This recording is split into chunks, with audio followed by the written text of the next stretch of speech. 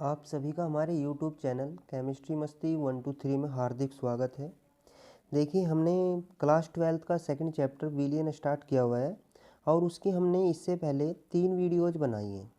उन 3 वीडियोज़ में एक में हमने विलियन का इंट्रोडक्शन के बारे में एक्सप्लेनेशन किया है अच्छे से, और सेकंड वाली में हमने विलियन की जो सांद्रता है उसको कैलकुलेट करने के जो मेथड्स होते हैं उनके बारे में एक्सप्लेन किया हुआ है। जो थर्ड वीडियो है उसमें हमने बहुत सारे इनसे सांद्रता से रिलेटेड जितने भी मेथड्स हैं उनके जो न्यूमेरिकल्स हैं उनके बारे में एक्सप्लेन किया हुआ है, उनको समझाया हुआ है बोर्ड पे। तो अगर किसी को भी ज़रूरत होगी, किसी को भी विलियन चैप्टर की थ्योरी या न्यूमेरिकल्स में कोई प्रॉब्लम है तो डिस्क्रिप्शन बॉक्स में जाकर उन वीडियो को देख सकते हैं। आज की हमारी जो नेक्स्ट वीडियो है उसमें हमारा टॉपिक है विलियन के अणुसंख्यक गुणधर्म। विलियन के अणुसंख्यक गुणधर्म कौन होते हैं? देखो, कोई भी हमारा एक विलियन है, विलियन में के 2 घटक होते हैं, यानी कि कोई भी एक हमारे पास विलियन है, विलियन 2 घटकों से मिलकर बना होता है। एक तो होता है विलेय और दूसरा होता है विलायक। यानी कि जो सॉल्यूशन है हमारा वो 2 कंपोनेंट से मिलकर बना होगा, सोल्यूट से और सोलवेंट से। वैसे नॉर्मली जो देखा गया है कि विलियन जो हमारा है वो 2 कंपोनेंट से मिलकर बना होगा, 2 घटकों से मिलकर बना होता है। तो इस वजह से जो विलियन की जितनी प्रॉपर्टी है वो इन दोनों कंपोनेंट पर ही डिपेंड करती हैं, निर्भर करती हैं। लेकिन कुछ ऐसी प्रॉपर्टीज होती हैं जो विलियन के केवल विलेय के मोलों की संख्या के ऊपर ही निर्भर करती हैं। यानी कि किसी भी विलियन के वे भौतिक गुण जो विलेय के मोलों की संख्या के ऊपर निर्भर करते हैं उनको हम विलियन के अणुसंख्यक गुणधर्म कहते हैं। तो अणुसंख्यक गुणधर्म हो जाएंगे यानी कि विलियन के वे भौतिक गुण जो विलायक की निश्चित मात्रा में उपस्थित विलेय पदार्थ के कणों कौन अणु अथवा आयन की संख्या पर निर्भर करते हैं, असंख्यक गुणधर्म कहलाते हैं। यानी कि विलियन के वे भौतिक गुण जो विलियन के केवल और केवल विलेय के मोलों की संख्या के ऊपर निर्भर करते हैं, विलियन के अणुसंख्यक गुणधर्म कहलाते हैं। ये विलियन के जो अणुसंख्यक गुणधर्म होते हैं ये हमारे 4 होते हैं। फर्स्ट है विलायक का प्रासरण दाब, ठीक है। विलियन का वाष्प दाब में आपेक्षिक अवनमन, विलियन के क्वथनांक में उन्नयन, और फोर्थ होता है विलियन के हिमांक में अवनमन। तो जो हमारा फर्स्ट टॉपिक है विलायक का प्रासरण दाब। देखिए, विलायक का प्रासरण दाब, प्रासरण दाब को हम बोलते हैं ऑस्मोटिक प्रेशर। यानी कि ऑस्मोटिक प्रेशर, विलायक का जो ऑस्मोटिक प्रेशर होता है वो हम कैसे कैलकुलेट करते हैं, जो कि विलियन का एक अणुसंख्यक गुणधर्म होता है। देखिए, विलायक का प्रासरण दाब निकालने के लिए हमने बहुत सारे इंस्ट्रूमेंट की ज़रूरत होगी, यानी कि हम अलग अलग चीज़ों का यूज करेंगे। पहले उनके बारे में अध्ययन करते हैं। फर्स्ट है हमारा अर्धपारगाम्य झिल्ली। अर्धपारगाम्य झिल्ली यानी कि सेमी परमेबल मेम्ब्रेन, जिसको हम SPM बोलते हैं, SPM। ये क्या होती है? वे झिल्लियाँ जो केवल विलायक के अणुओं को अपने से होकर आर पार आने जाने देती हैं, परंतु विलेय के अणुओं को नहीं, अर्धपारगाम्य झिल्ली कहलाती है। यानी कि अर्धपारगाम्य झिल्ली कौन होगी भाई? यानी कि वे झिल्लियाँ जो केवल विलायक के पार्टिकल को ही, विलायक के अणुओं को ही केवल अपने आर पार जाने दे सकती है, प्रभावित कर सकती है, लेकिन विलेय के अणुओं को नहीं, उसको हम अर्धपारगाम्य झिल्ली बोलते हैं। विलय के, क्योंकि विलायक के जो पार्टिकल होते हैं उनका जो साइज होता है वो बहुत ज़्यादा छोटा होता है, माइक्रो पार्टिकल होते हैं, लेकिन जो विलय के पार्टिकल होंगे उनका साइज विलायक के पार्टिकल से बड़ा होता है। तो यानी कि अर्धपारगाम्य झिल्ली कौन सी होगी? जो बहुत छोटे पार्टिकल को ही अपने अंदर से आर पार जाने दे सकती है। जो अर्धपारगामी झिल्लियाँ होती हैं वे 2 प्रकार की होती हैं। एक तो होती है प्राकृतिक झिल्लियाँ और दूसरी होती हैं कृत्रिम झिल्लियाँ। प्राकृतिक झिल्लियाँ कौन सी होती हैं? यानी कि वे झिल्लियाँ जो हमने नेचर से प्राप्त होती हैं, जो हमें प्रकृति से प्राप्त होती हैं, उनको हमने प्राकृतिक झिल्लियाँ बोल दिया। कौन सी? जैसे अंडे की झिल्ली होगी, अंगूर, किशमिश आदि फलों के आवरण प्राकृतिक झिल्लियों के अंतर्गत आते हैं। आपने देखा होगा, अगर हम किशमिश को वाटर में, पानी में हम टिप करा दें, डुबो दें, तो किशमिश क्या हो जाती है? स्वेल हो जाती है, फूल जाती है। यानी कि जो किशमिश के बाहर का जो आवरण होता है वो अर्धपारगाम्य झिल्ली का वर्क करती है। और जो वाटर होता है, वाटर का यानी कि वाटर क्या होता है, एक विलायक होता है। तो अर्धपारगम्य झिल्ली में से होता हुआ जो विलायक है यानी कि वाटर है वो किशमिश के अंदर एंटर कर जाएगा, जिसके कारण जो किशमिश है वो फूल जाती है, स्वेल हो जाती है। लेकिन अगर उसी दूसरे वाली किशमिश हमने ली, उसको हमने एक NaCl का एक गाढ़ा सॉल्यूशन बनाया और उसमें हमने उसको टिप करा दिया, उसमें हमने डुबो दिया, तो किशमिश क्या हो जाएगी, श्रिंक हो जाएगी, सिकुड़ जाएगी। यानी कि बाहर की जो कंसंट्रेशन है NaCl की वो हाई हो जाती है और किशमिश के जो अंदर की कंसंट्रेशन है वो लो हो जाती है, तो जिसके कारण वो लो से हाई की तरफ चलता है। तो इस वजह से किशमिश क्या हो जाएगी, श्रिंक हो जाएगी। अंडे की झिल्ली, अंडे की झिल्ली यानी कि आपने देखा होगा कि जो हम जब अंडा छीलते हैं, जो बॉयल एग होता है, उसके जो बाहर का आवरण होता है जो कठोर होता है, उसके अंदर एक येलो कलर की एक बारीक सी झिल्ली निकलती है। वो भी एक प्राकृतिक झिल्ली होती है, यानी कि वो एक अर्धपारगम्य झिल्ली का वर्क करती है। दूसरा, जितने भी हमारे फल होते हैं मैक्सिमम, उनके जो आवरण होते हैं यानी कि बाहर का जो छिलका होता है वो एक प्राकृतिक झिल्ली के अंतर्गत ही आते हैं। सेकंड है हमारा कृत्रिम झिल्लियाँ। कृत्रिम झिल्ली कौन होती है भाई, यानी कि जो मानव के द्वारा निर्मित होती हैं, यानी कि जो मैन मेड होती हैं, उसको हमने कृत्रिम झिल्लियाँ बोल दिया। कृत्रिम झिल्लियाँ हम मुख्यतः दो यूज करते हैं। एक तो होती है कैल्शियम फॉस्फेट Ca3PO4 का होल ट्वाइस, और सेकंड होती है कॉपर फेरोसाइनाइड Cu2FeCN का होल 6। ये हमारी दो कृत्रिम झिल्ली हैं जिसको हम मैक्सिमम यूज करते हैं। अब नेक्स्ट आता है हमारा परासरण। परासरण देखो, परासरण को हम बोलते हैं ओस्मोसिस। ओस्मोसिस आपने नॉर्मली सी देखा होगा, हम मान लिया हमारे पास दो बीकर हैं, ये दो बीकर है, हमने दोनों में पानी फिल कर दिया। एक बीकर में यहाँ तक का पानी फिल कर दिया और दूसरे बीकर में यहाँ तक का पानी फिल है, भरा हुआ है। हमने दोनों को एक पाइप से जोड़ दिया, है ना।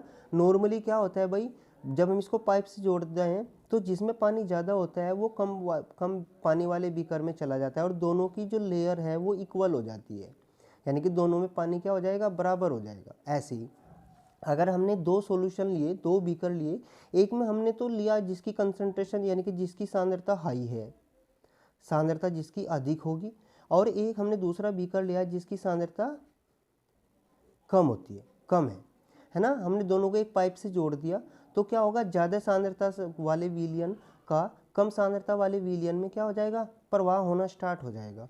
और दोनों की सांद्रता जब तक इक्वल ना हो जाए, जब तक समान ना हो जाए, तब तक ये प्रवाह चलता रहता है।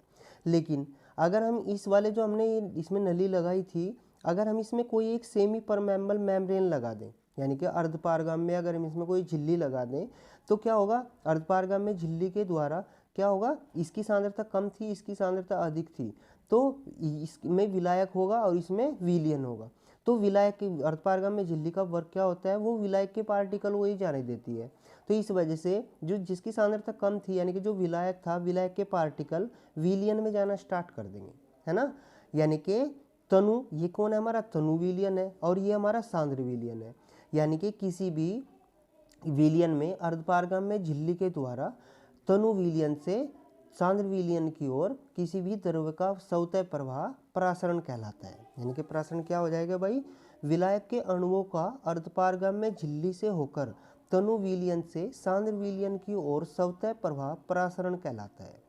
अब नेक्स्ट आता है हमारा परासरण दाब, जिसको हम बोलते हैं ओस्मोटिक प्रेशर, जो कि हमने विलयन का एक अणुसंख्यक गुणधर्म है।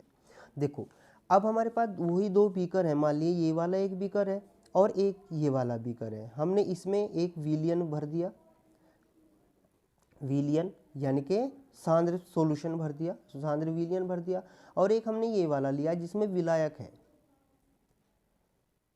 विलायक है। और विलायक कैसे होंगे, जो कि हमारे तनु होंगे, तनु विलयन है, और एक ही हमारे पास सांद्र विलयन है। दोनों को हमने एक पाइप के थ्रू आपस में अटैच करा दिया और इसमें एक अर्धपारगाम्य झिल्ली लगा दी, जिसको हम बोलते हैं सेमी परमेबल मेम्ब्रेन। तो क्या होगा, जब हम सेमी परमेबल मेम्ब्रेन इसमें लगाएंगे तो तनु विलयन से सांद्र विलयन की ओर विलयन का, इस विलायक का स्वतः प्रवाह होना स्टार्ट हो जाएगा, जिसके कारण इसका जो तल है वो तो क्या होता चला जाएगा, कम होता चला जाएगा, लेकिन इसका तल बढ़ता चला जाएगा। तो हम क्या करते हैं, इस पर एक कोई अतिरिक्त दाब लगाते हैं, एक पिस्टन की हेल्प से इस पर हम दाब डालते हैं। हम इस पर इतना अतिरिक्त न्यूनतम दाब डालते हैं जिससे कि ये परासरण की जो क्रिया हो रही है इसे क्या करते हैं, बंद कर दें।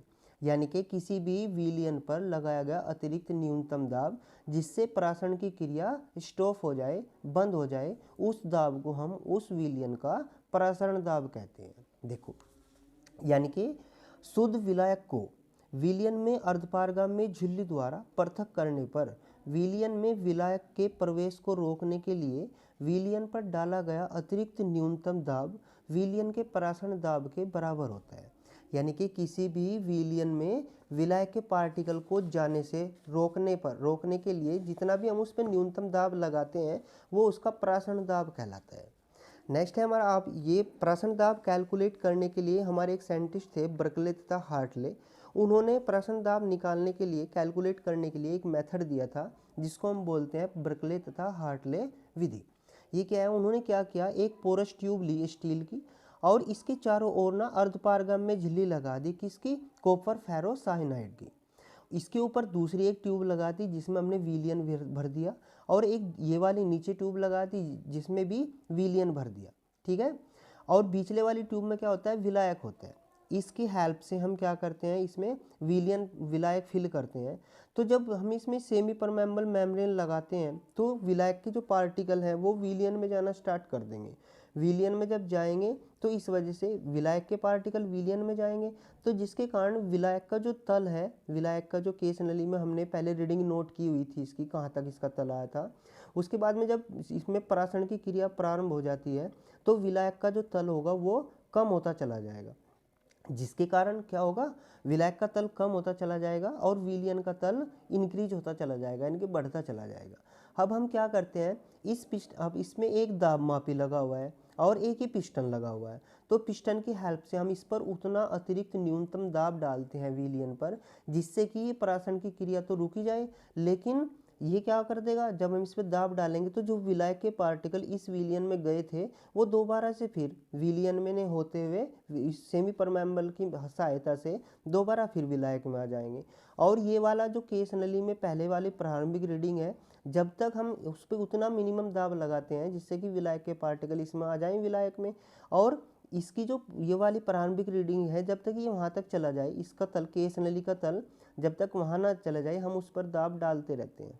जब ये अपनी प्रारंभिक स्थिति में पहुंच जाता है तो इस प्रेशर गेज की हेल्प से, यानी कि दाब मापी की हेल्प से वो प्रेशर हम नोट कर लेते हैं, वही इस विलियन का प्रासरण दाब कहलाता है ना। अब देखते हैं इसको नोट्स में। इस विधि में प्रयुक्त उपकरण में एक सांद्र नली होती है जिसके छिद्रों में कॉपर फेरोसाइनाइड की अर्धपारगामी झिल्ली जमा होती है। सांद्र विलियन में शुद्ध विलायक भरा जाता है। सांद्र नली के एक सिरे फनल तथा दूसरे सिरे पर केस नली लगी होती है। सांद्र नली स्टील के बेलनाकार पात्र में व्यवस्थित होती है। पात्र में ऊपर की ओर पिस्टन तथा दाब मापी लगा रहता है।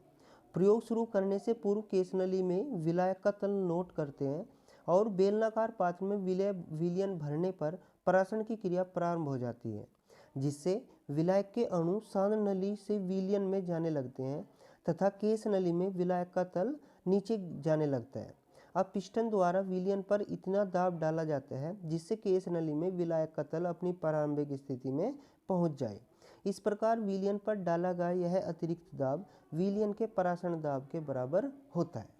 अब अगर हम बर्कले तथा हार्टले मेथड का यूज करते हैं तो उससे हमने लाभ क्या क्या होते हैं, है ना, यानी कि इस विधि का क्या क्या लाभ है।